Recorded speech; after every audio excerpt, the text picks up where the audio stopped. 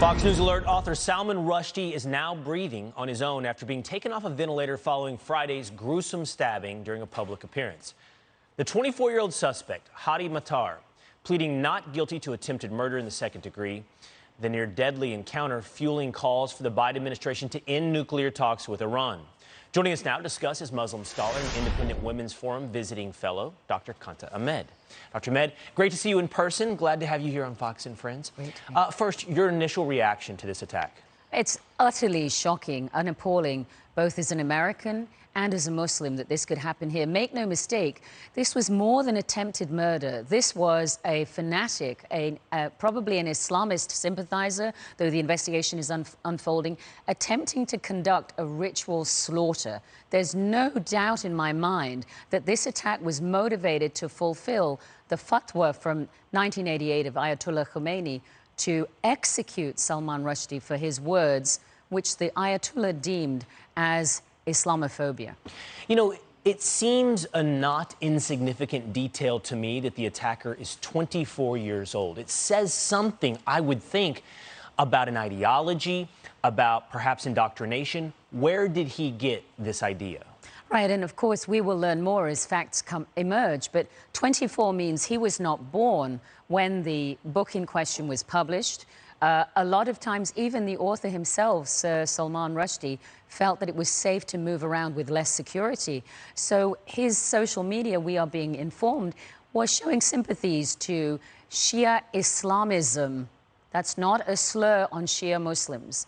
That is the ideology that informs the Iranian theocracy now, and sympathy to the Iranian Revolutionary Guard Corps. That's the proxy war force of Iran that conducts so much terrorism.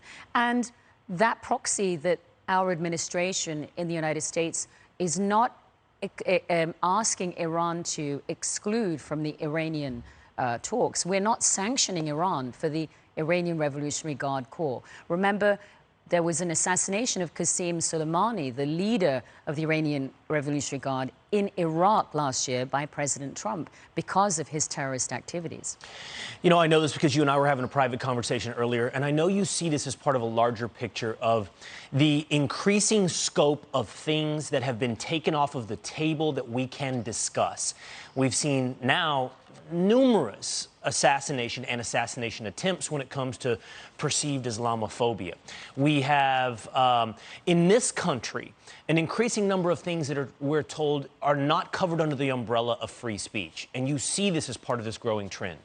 Yes, I'm very worried that now that we see this event right here in our state, just a few hours away, a symbolic assassination almost occurred. We're very grateful to the doctors who are saving the author's life.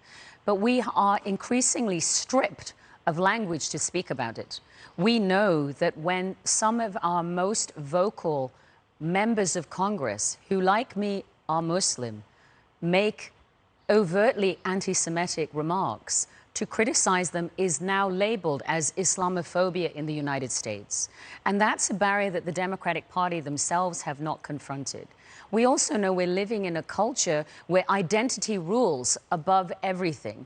And so people are afraid even to label, for instance, the execution of 4 Muslims in New Mexico by another Muslim, which is probably a sectarian killing, as something related to these ideologies. Without language, we will be rendered as speechless as potentially an iconic author almost became recently. And we're so glad to hear that Salman Rushdie can actually speak, which is a relief that he's off the ventilator and able to speak. So if we give up language, then only the language that Islamists say, okay, is allowed. And one last thing, Islam itself, the Quran itself, does not prosecute blasphemy. If there is a crime, it is considered between man and his maker, for the maker to prosecute, not for mortals to prosecute one another. That's the teaching of Islam. It's a fascinating and I think accurate point on the cultural movement within the United States to take more and more things off the table of free speech, and whether or not it is a religious edict or a secular edict, to classify more and more things as blasphemy. It's a concerning trend in the United States. Great to see you in person, Dr. Ahmed. Glad to have you on Fox and Friends. My pleasure. I'm Steve Ducey. I'm Brian Kilmeade. And I'm Ainsley Earhart. And click here to subscribe to the Fox News YouTube page to catch our hottest interviews and most compelling analysis.